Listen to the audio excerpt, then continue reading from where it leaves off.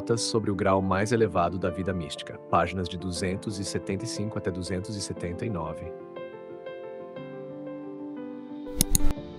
Primeira nota: o fundo inominado da alma e a divindade. Eis como Johannes Tauler descreve esse grau nos Grandes Servos de Deus. Open quote. Essa paz, própria do grau mais elevado, é a paz essencial, da qual está escrito: procura a paz e segue-a. No Salmo 33, versículo 13, eles buscam a paz e a paz os acompanha. Essa paz, que excede todo entendimento, como afirma a carta aos Filipenses, capítulo 4, versículo 7, é consequência da conversão essencial. Quando aquilo que não possui, nem pode possuir um nome na alma, volta-se totalmente para Deus. O restante segue esse fundo inominado e converte-se do mesmo modo. A essa conversão responde sempre o que carece de nome, tanto no homem quanto em Deus, da mesma forma que aquilo que tem nome. Em um homem assim, Deus estabelece a sua verdadeira paz. Então ele pode exclamar: escutarei o que o Senhor há de falar em mim, pois ele diz: paz ao seu povo e aos que conservam em si o coração recolhido, como diz o Salmo 84, versículo 9, close quote. Esses são os homens que São Dionísio chamava deiformes. Foi neles que São Paulo pensava quando escreveu: sede enraizados e fundados no amor, para que possais compreender qual é a largura, o comprimento, a altura e a profundidade de Deus, como lemos na carta aos Efésios, capítulo 3, versículo 18. E Tauler acrescenta com humildade: não penseis que eu pretenda ter chegado a tal estado. É certo que nenhum mestre deveria ensinar aquilo que pessoalmente não tenha vivido, mas basta, em rigor, amar aquilo de que se fala, esforçar-se sinceramente por alcançá-lo e não lhe opor obstáculos. A natureza humana, demasiado frágil para sustentar uma vida dessa ordem, acaba por sucumbir. Assim, esse homem não tem um único dia de plena saúde. Como diz São Paulo, a virtude se aperfeiçoa na fraqueza. Essa enfermidade, porém, não procede de observâncias externas, mas da superabundância e do transbordamento da divindade. Ela invade esse homem a tal ponto que seu pobre corpo, feito de barro, não consegue suportá-la. Pois Deus atraiu esse homem tanto para si que o tornou deicolor, ou seja, semelhante a Deus, de tal maneira que é o próprio Deus quem realiza os atos por meio dele. Em almas dessa natureza, Deus encontra as suas delícias. Notas sobre o grau mais elevado da vida mística, páginas de 275 até 279. O Espírito Santo eleva a alma e intercede nela. Quando mergulham nesse mar sem fundo, os santos deixam de ter palavras ou pensamentos definidos. E é nesse momento que o homem se abisma tão profundamente na sua insondável nulidade, que abandona tudo e se entrega inteiramente a Deus, autor de todo o bem. Seu espírito se perdeu no Espírito de Deus. E, no entanto, esse homem torna-se tão profundamente humano, tão bondoso para com todos, que não se encontra nele qualquer traço de orgulho ou imperfeição. É difícil acreditar que pessoas assim possam alguma vez se afastar de Deus. Que todos nós, com a graça divina, alcancemos esse estado. E que o próprio Deus nos ajude a chegar até lá. Amém. Johannes Tauler, no sermão para o segundo domingo da Quaresma, fala também esse movimento interior, essa perseguição amorosa de Deus que provoca um grito de súplica, nascido de uma força imensa. É um gemido que brota como vindo de uma profundidade sem fim. Isso ultrapassa a própria natureza. Deve ser o Espírito Santo quem profere esse suspiro, como nos ensina São Paulo. O Espírito mesmo intercede por nós com gemidos inenarráveis. Carta aos Romanos, capítulo 8, versículo 26. Quando o homem tão miserável passa por essa angústia imensa e clama a Deus com suspiros tão profundos que sua súplica penetra os céus, se Deus, nesses momentos, parece não escutá-lo, ou se comporta como se não ouvisse. A que extremos de desejo não chegará então essa alma? Nessa condição, a alma se humilha, se curva até o pó e suplica com grande confiança, como fez a mulher cananeia. Senhor, até mesmo os cachorrinhos se alimentam das migalhas que caem da mesa de seus donos. Evangelho segundo São Mateus, capítulo 15, versículo 27. Somente esses caminhos, por sua nudez e entrega, conduzem diretamente a Deus, sem escalas intermediárias. Eis o que se lê no manuscrito espiritual. Há nesse chamado penetrante um ato de amor de Deus que atravessa as nuvens. É um ato de amor que só pode ser alcançado mediante fervor muito grande. É Jesus que passa e eleva a alma num movimento extremamente tranquilo, tranquilo como a paz de Deus. Mas esse movimento nasce do mais íntimo do coração, onde habita o amor, e sobe até Jesus nas insondáveis profundezas da eternidade. Esse ato de amor é absolutamente diferente de qualquer outro fervor que sejamos capazes de produzir por nós mesmos. Quando Jesus realiza esse ato na alma, ela percebe que algo de sua própria vida se eleva até Deus.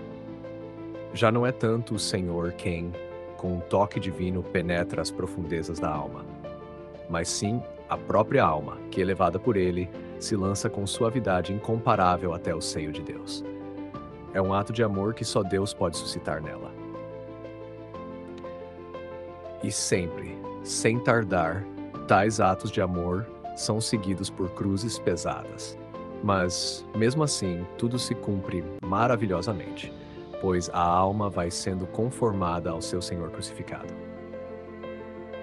Desapego de si e adesão a Deus.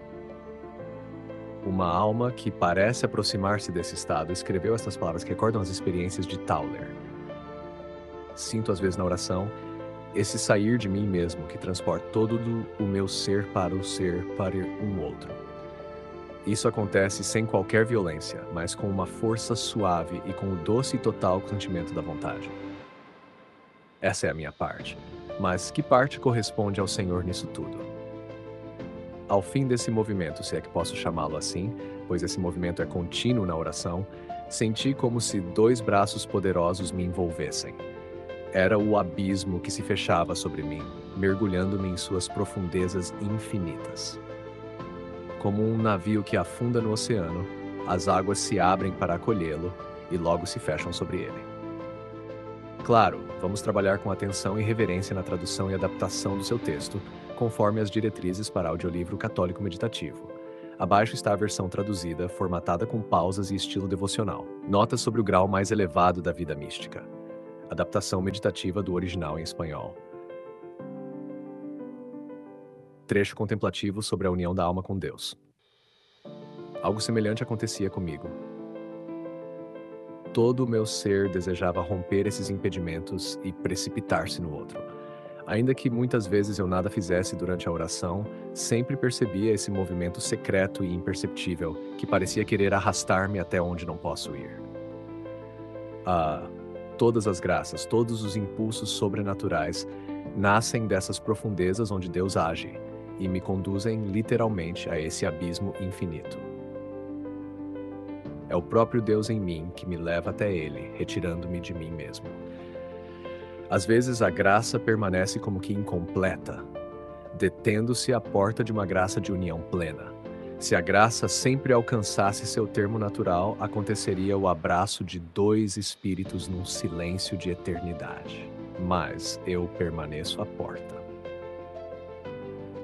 Quando me é concedida uma graça dessa natureza, minha inteligência e minha vontade são alertadas pela própria substância da alma. Assim como, por exemplo, sentimos o frio antes mesmo de pensar nele.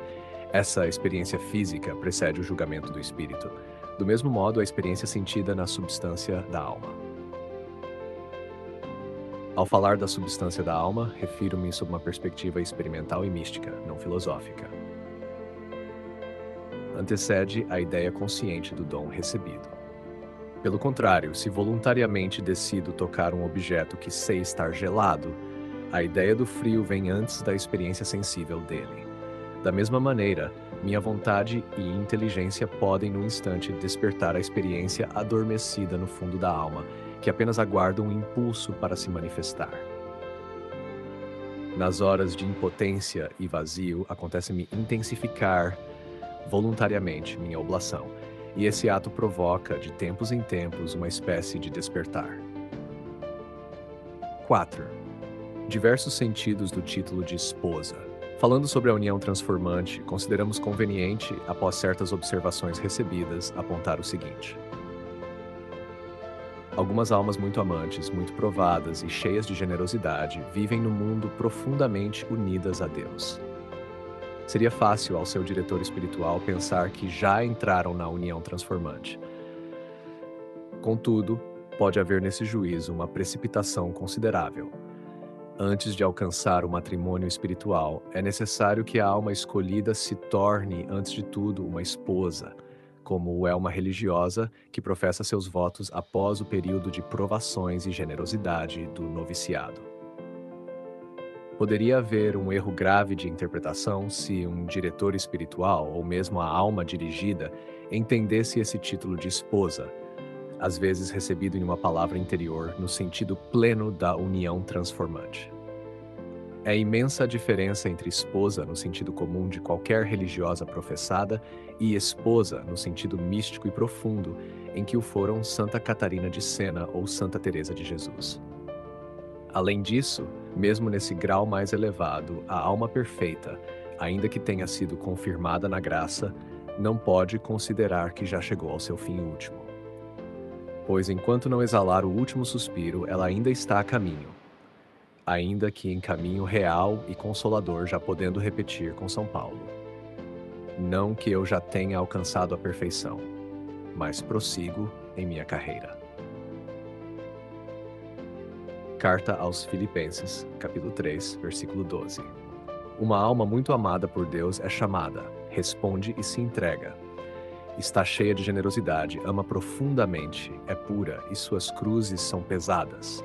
Tendo ouvido uma palavra interior em que, aparentemente, o Senhor a escolheu por esposa, teria essa alma motivos para crer que alcançou a união transformante? Ou não seria esse apenas o estado ordinário de uma boa religiosa após professar os votos? A verdade é que essa alma escolhida ainda possui muitos defeitos e imperfeições que parecem incompatíveis com o matrimônio espiritual. Mas o diretor pode crer, com razão, que essa alma alcançará tal união quando sua caridade estiver profundamente enraizada e sua vida totalmente cheia de Deus. Notas sobre o grau mais elevado da vida mística, páginas de 275 até 279. Na vida da Beata Gemma Galgani, vê-se com total clareza o que o Senhor exigiu dela antes de permitir-lhe tomar o título de esposa. A Beata, que era muito corajosa e jamais resistirá à graça, por vezes se queixava dessas exigências. Podemos então considerar que tais almas são esposas à maneira de uma religiosa que fez sua profissão perpétua, e nada mais. Se vier a ser-lhes concedido o matrimônio místico, isso acontecerá mais adiante, pois, embora muito perfeitas, essas almas ainda estão demasiadamente cheias de si mesmas. Restam em seu coração certas afeições mundanas, e ainda não são o que deveria ser uma alma unida a Deus pelo matrimônio espiritual. Provavelmente, algumas provas mais profundas, que não tardarão a vir, farão com que compreendam essa verdade. Sem dúvida, a união transformante é concedida em graus muito variados, mas mesmo o grau inferior exige uma caridade perfeita, tanto para com Deus como para com o próximo. Quinto ponto: o anseio pela união transformante. Pode uma alma generosa, que aparentemente já atravessou, ao menos em parte, a noite escura do espírito, desejar e dir a graça da união transformante? Sem dúvida. Essa graça é, neste mundo, o termo das aspirações, mais ou menos conscientes, dessas almas. Mas tratando-se de desejos explícitos, é aconselhável dar-lhes uma expressão mais objetiva. Desejar que o reino de Deus reine cada vez mais profundamente em nós e, aspirar a uma imitação mais perfeita de nosso Senhor Jesus Cristo. Convém aqui recordar as palavras de Santa Teresa de Jesus no epílogo do Castelo Interior. Open quote. É verdade que nem todas as moradas podem ser alcançadas por nossas próprias forças, ainda que nos pareça tê-las em abundância, se o próprio Senhor do Castelo não nos introduzir. Por isso vos aconselho, não façais esforço algum se encontrardes resistência, pois poderíeis desgostá-lo de tal modo que jamais vos deixe entrar. Ele é grande amigo da humildade. Considerando-vos ainda indignos sequer ir na terceira morada, conquistareis mais depressa a sua benevolência, para alcançar a quinta. E de tal maneira podeis servi-lo dali, visitando frequentemente essas moradas, que ele vos levará até a morada que reservou para si, de onde não saireis mais, a não ser que sejais chamadas pela priora, cuja vontade este grande Senhor tanto deseja que cumpramos como se fosse a sua própria. Open quote. Uma vez introduzidas nesse castelo, encontrareis descanso em todas as coisas, mesmo nas mais trabalhosas, sustentadas pela esperança de retornar a ele, pois ninguém vos poderá tomar essa graça. Recordemos também as palavras de São João da Cruz, na Chama de Amor Viva, canção 2.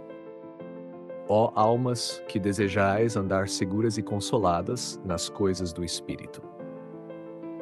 Se soubesseis quanto vos convém padecer, sofrendo para alcançar essa segurança e esse consolo. E ainda no Cântico Espiritual, canção 36, se ao menos se compreendesse que não se pode alcançar a profundidade e a sabedoria das riquezas de Deus, senão entrando na profundidade do sofrimento de muitas formas, colocando aí sua consolação e desejo.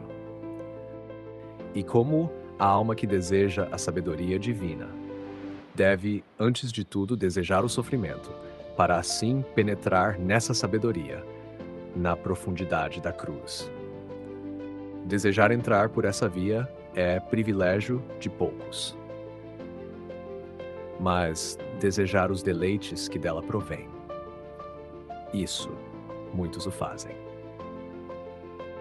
Na canção seguinte ele ainda diz: uma das causas que mais movem a alma a desejar entrar nessa profundidade da sabedoria divina e conhecer intimamente a beleza dessa sabedoria é, como já dissemos, unir seu entendimento a Deus, conforme o conhecimento dos mistérios da encarnação, a mais elevada e saborosa sabedoria entre todas as suas obras.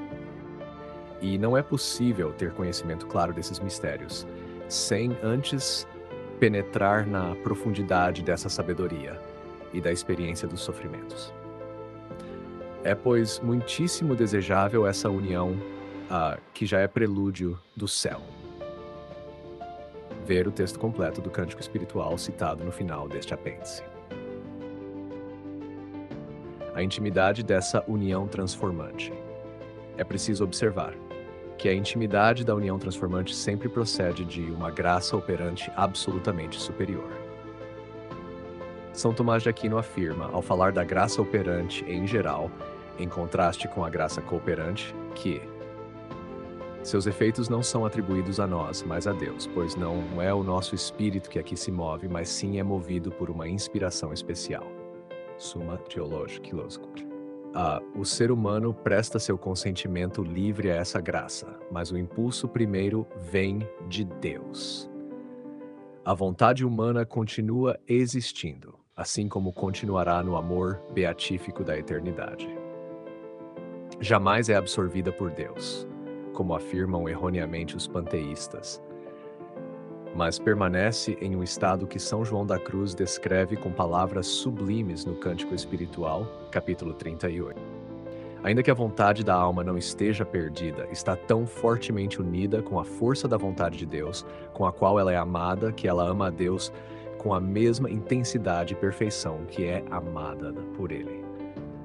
Essa força reside no Espírito Santo, no qual a alma está ali transformada, e sendo ele dado à alma para a força deste amor, supre nela tudo o que nela falta, a igualdade de amor. É por esse caminho que a alma chega a uma certa igualdade de amor com Deus. Assim está escrito em Chama Viva de Amor, canção 3 Reis, número 78 a 79. E deste modo, a alma faz em Deus por Deus o que ele faz nela por si mesmo, a semelhança do modo divino de agir, pois a vontade de ambos é uma só, e por isso a operação de Deus e da alma é uma só. Assim como Deus se entrega com livre e graciosa vontade, também ela, quanto mais unida está a Deus, tanto mais livre e generosamente entrega a Deus o próprio Deus em Deus. E isso é uma verdadeira dádiva da alma a Deus. Com isso, ela retribui a Deus tudo quanto lhe deve, pois de livre vontade lhe dá outro tanto quanto dele recebe. E porque nessa dádiva, a alma entrega ao Espírito Santo como algo próprio, com voluntária entrega para que nele se ame como ele merece, ela experimenta um gozo e deleite inestimáveis, pois vê que entrega a Deus algo verdadeiramente seu, que convém a Deus segundo o seu ser finito. Conclusão espiritual. Assim conclui o Cântico Espiritual, capítulo 39, número 7. Ó almas criadas para essas grandezas e para elas chamadas, o que fazeis? Em que ocupais vosso tempo? Vossas ambições são mesquinhas e vossas posses misérias. Ó miserável cegueira dos olhos de vossa alma, pois estáis cegos para tamanha luz e surdos para tão grandes vozes. Como bem escreve o Padre Gabriel de Santa Madalena na obra citada, página 278.